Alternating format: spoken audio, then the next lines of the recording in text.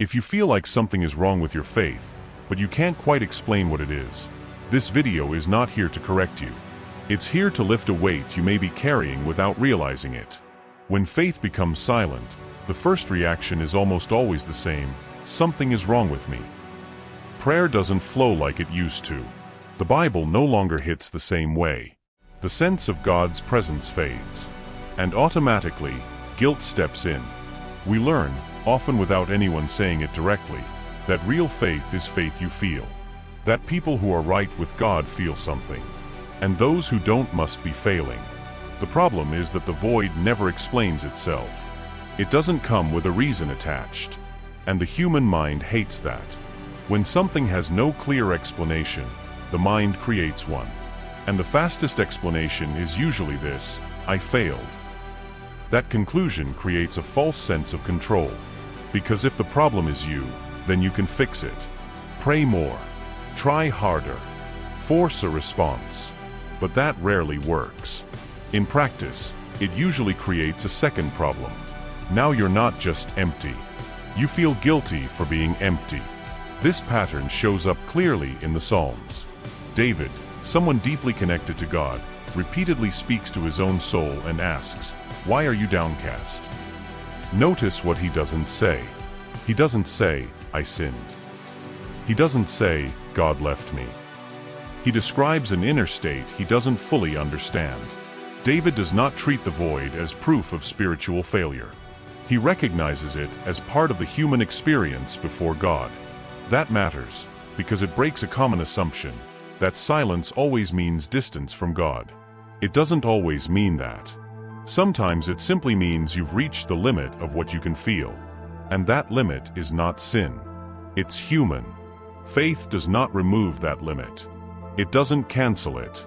It works within it. The mistake begins when we turn that limit into an accusation.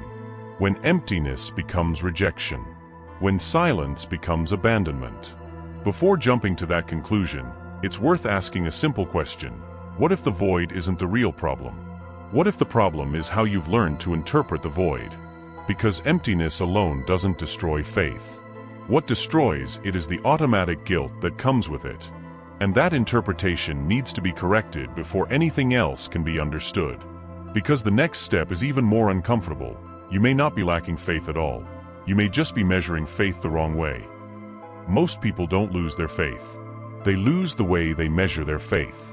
From early on, we learn to evaluate everything by how it feels. If there's excitement, it must be working. If there's motivation, it must be right. And when the feeling disappears, the assumption is that something is broken. But emotion was never meant to be a stable foundation. It changes with the body, with sleep, with stress, with routine.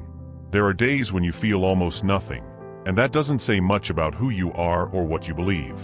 The problem begins when emotion becomes the main measure of faith. If I feel something, I'm close to God. If I don't, I must be far from Him. That way of thinking creates a fragile kind of faith. A faith that depends on constant stimulation to stay alive. The Bible challenges this idea through the story of Elijah. After one of the most intense spiritual moments of his life, Elijah collapses emotionally. Not because he stopped believing. Not because he lost trust in God. But because he was exhausted. He had reached his limit. Elijah didn't need correction. He didn't need a lecture. He didn't need more pressure to perform spiritually. He needed rest. This detail matters because it reveals something important. Not every spiritual low point is spiritual in nature. Sometimes it's physical. Sometimes emotional. Often, it's a mix of all three. When we ignore that, we start forcing things. We force prayer. We force emotion. We force reactions that aren't there. And the more we force, the more frustrated we become. Here's a simple truth. No deep relationship survives on emotion alone. Not friendship. Not marriage. And not faith. Mature relationships continue even when feelings fluctuate. They are sustained by commitment, not stimulation. If this kind of reflection resonates with you, if you're looking for a way to think about faith that is honest, grounded, and free from emotional pressure, this is a good moment to subscribe to the channel. not to consume more noise, but to build, over time, a steadier and more realistic understanding of faith. Returning to the main point, the problem is not feeling less. The problem is believing that faith only counts when you feel something. When faith becomes emotional performance, silence feels threatening. But when you understand that emotion was never the foundation, silence loses its power to scare you. And the next step is even more uncomfortable, realizing that silence appears most clearly in the lives of people who truly believe. There is an idea many people carry without questioning it: if God is silent, something must be wrong. This assumption feels natural, but it doesn't survive a careful reading of the Bible. Because silence does not appear only in the lives of people who are lost or distant. It appears very often in the lives of people who are deeply engaged with God. Job is the clearest example. Job is not presented as careless, rebellious, or indifferent. The text goes out of its way to say the opposite. He is upright.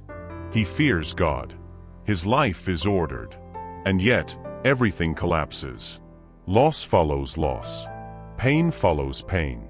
And the most disturbing part is not the suffering itself, but the absence of explanation. Job speaks. He questions. He complains. He tries to make sense of what is happening. And for a long time, God does not answer. This detail matters, because the silence does not come after a failure. It comes before any explanation. What usually happens in moments like this is predictable. When there is no response, the mind fills the gap. If God is silent, the person starts creating reasons. I must have done something wrong. I'm being punished. I've been abandoned. But the book of Job quietly dismantles that logic. The silence in Job's story is not abandonment. It is not punishment. It is not distance. It is limitation. Limitation of human understanding in the face of something larger than it can grasp. Job wants a clear reason, a direct cause, a simple explanation that makes the pain manageable. God does not give him that. Not because God is indifferent, but because not everything can be reduced to a formula that satisfies the human mind. This challenges a hidden expectation many people carry, that real faith always comes with clear answers. The Bible does not support that expectation. In Scripture, faith is not the absence of questions. It is the decision to remain present even when questions remain unanswered. Silence does not destroy faith. It exposes what faith is built on. When explanations disappear, what remains? Trust? Relationship? Or only the need to understand? That is why silence feels so threatening. It removes emotional comfort, quick meaning, and easy conclusions. It forces a deeper question. Do you trust God only when things make sense, or also when they don't? In the end, Job does not receive a neat explanation. He receives an encounter. And that changes the entire framework. It shows that silence is not an empty space. It is a space where faith shifts from being answer-based to being relationship-based. And that leads to a difficult practical question. When you feel nothing, understand nothing, and receive no answers at all, how do you continue? When someone reaches a point where they feel nothing, the question usually becomes urgent. What am I supposed to do now? That question is often filled with anxiety, because silence feels unsafe. It feels like something must be fixed quickly, before things get worse. But that urgency itself is part of the problem. Maybe the wrong question is, how do I feel something again? And the better question is, how do I remain when I feel nothing? Gethsemane forces us to face that difference. Jesus is not calm in that moment. He is not emotionally strong. He is not experiencing peace or spiritual excitement. The text describes anguish, distress, and deep sorrow. And what stands out most is this: there is no emotional relief. Jesus prays, and the anguish remains. He prays again, and the weight is still there. This breaks a very common expectation, that prayer always produces comfort. In Gethsemane, prayer does not remove the pain. It sustains obedience in the middle of the pain. That matters, because it shows that prayer is not always meant to change how you feel. Sometimes it exists so that you can remain faithful without feeling anything good at all. When people feel empty, the instinct is to force something, to force emotion, to force meaning. to force a spiritual reaction. That usually makes things worse. The Bible never teaches us how to manufacture feeling. It teaches us how to remain faithful. Remaining does not mean doing more. It often means doing less, but doing it honestly. Praying without trying to feel spiritual. Reading without demanding impact. Showing up without expecting reassurance. There is a real danger in turning spirituality into performance. When faith becomes something you have to produce, silence starts to feel like failure. But Jesus shows another way. He continues, without emotional relief, without internal confirmation, without visible results. Not because he feels strong, but because faithfulness is not the same as emotional strength. This reframes the entire experience of emptiness. Silence is no longer something you have to defeat. It becomes something you pass through. Not every difficult state requires immediate action. Some require endurance. And endurance is not passive. It is a conscious decision to stay present without pretending you feel something you don't. That is hard. Harder than staying faithful when everything feels right. But it is here that faith shifts. From reaction to relationship. And when faith reaches that point, something quiet begins to change. When it no longer depends on what you feel, it starts becoming far more stable than you ever expected. There's a kind of faith that draws attention. It is visible, intense, full of emotion. It speaks loudly, reacts fast, feels everything deeply. But there is another kind of faith. Quieter, less noticeable, and many times much stronger. This is the faith that shows up when feelings disappear. The prophet Habakkuk lives exactly in this moment. He looks at the reality around him and does not understand it. Everything feels out of place. God does not explain.